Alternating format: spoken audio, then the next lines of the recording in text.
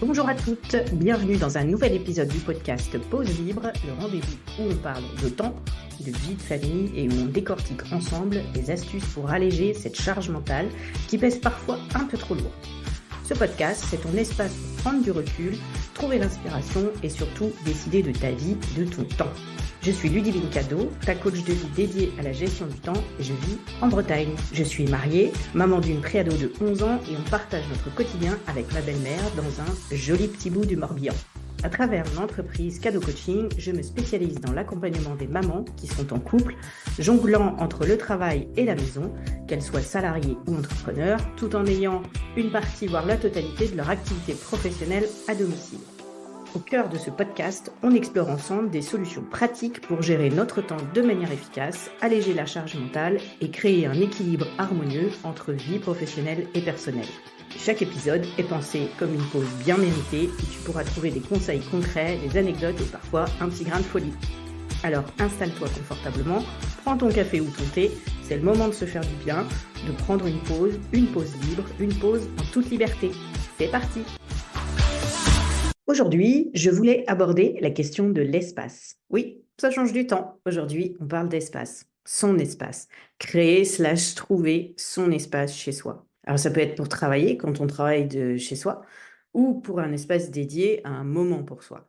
Bien souvent, si on n'a pas une pièce à soi, on ne se sent pas toujours légitime de prendre un espace dédié. Alors on passe du canapé à un coin de table ou un bout de plan de travail dans la cuisine. Et le message que ça envoie, aussi bien à son propre cerveau qu'aux autres membres du foyer, c'est que notre travail, finalement, il n'est pas si important que ça. Et même si on est dans le canapé, la panaire de linge qui attend à côté nous fait de l'œil et on finit par lâcher l'ordi pour aller plier le linge. Alors, comment on fait pour trouver cet espace? Déjà, il faut définir des zones claires. C'est essentiel d'établir une séparation physique ou visuelle entre les espaces. Pas besoin de faire beaucoup de dépenses ni de travaux. Ça peut se faire en utilisant des meubles, des tapis ou même des étagères. L'idée est de créer des limites claires pour que son cerveau associe chaque zone à une activité spécifique. Par exemple, quand on travaille à domicile, on évite de mélanger forcément l'espace de travail avec la zone de détente. Et personne d'autre n'y va, pas le petit dernier qui le week-end vient faire sa peinture, parce qu'après il faut nettoyer, ni pour l'ado qui se pose n'importe où, ou idem, le matériel voué à la sphère pro reste pour la sphère pro. Sinon, tu passes ton lundi à courir après la graffeuse et les ciseaux que la petite dernière a pris pour ses bricolages. La personnalisation d'un espace peut également servir de signal visuel pour les autres membres du foyer. Des signes distinctifs comme, je sais pas moi, un petit panneau rose fluo sur la table qui dit « en réunion », ça peut indiquer clairement que tu es occupé. Bien évidemment, on explique l'importance et la signification de ces signaux. C'est ce qu'on appelle poser des limites, car en plus de créer des zones distinctes, il est crucial de communiquer clairement avec les autres membres du foyer sur ces espaces dédiés. Établir des limites, ça signifie expliquer que lorsque tu es dans ton espace de travail, tu ne souhaites pas être dérangé, sauf en cas d'urgence, bien sûr. Ça contribue à instaurer un respect mutuel pour la vie privée et le temps de travail. On crée ainsi une frontière nécessaire entre les deux sphères pro et perso. Ensuite, on pense à l'optimisation de l'organisation. Quand chacun a des espaces définis et comprend les règles associées, ça facilite la gestion de l'organisation commune de l'espace.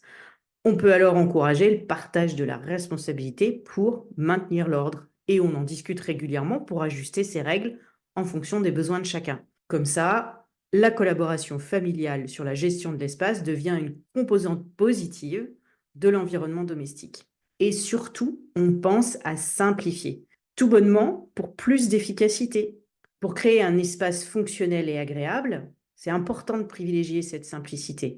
On évite l'encombrement inutile en identifiant et en élément tout ce qui est superflu. Un espace épuré, ça facilite la concentration et ça réduit le stress. Simplifier son environnement, ça contribue bien non seulement à une atmosphère plus apaisante, mais aussi à une gestion plus efficace de son temps et de ses tâches. La réflexion, elle sera sensiblement la même pour un espace de détente. Voilà, moi, quand je suis dans ce fauteuil avec un livre et ma tasse de thé, c'est mon moment à moi. Même 5 minutes, mais ne venez pas me déranger. Bien sûr, ça ne se fait pas du jour au lendemain. C'est une habitude à expliquer et à répéter à toute la famille. Et c'est l'occasion à terme de prendre des moments conjoints de calme, chacun dans son coin. Parce que ça fait du bien à soi, mais même les enfants, ils ont parfois besoin de se retrouver tranquilles et au calme, seuls. Voilà, c'est déjà la fin de cet épisode du podcast Pause Libre. J'espère que tu as pris autant de plaisir à écouter que j'en ai eu à partager ces moments avec toi. Si tu as aimé ce que tu as entendu, n'hésite pas à t'abonner pour ne rien manquer des prochains épisodes. C'est simple, rapide et ça te permettra de rester connecté à cette communauté où on prend soin de soi et de sa vie quotidienne. Et bien sûr, si tu as trouvé des pépites d'inspiration dans cet épisode, partage-les avec tes amis, tes collègues ou toute femme qui pourrait en bénéficier. J'attends aussi tes commentaires avec impatience. Que penses-tu de cet épisode ? Quelles sont tes astuces pour alléger ta charge mentale ? Dis-le-moi dans les commentaires sur Instagram ou sur LinkedIn. Les liens sont dans le descriptif de l'épisode. Ta voix compte et surtout, tu n'es pas seul. Alors voilà, c'est l'heure de se dire au revoir pour aujourd'hui. Prends soin de toi, de ta famille et de tes projets. Je te souhaite le meilleur, de la sérénité et plein de réussite dans tout ce que tu entreprends. On se retrouve très bientôt pour un nouvel épisode du podcast Pause Libre. D'ici là, n'oublie pas de t'abonner, partager et commenter et surtout de t'accorder le temps dont tu as besoin. À bientôt!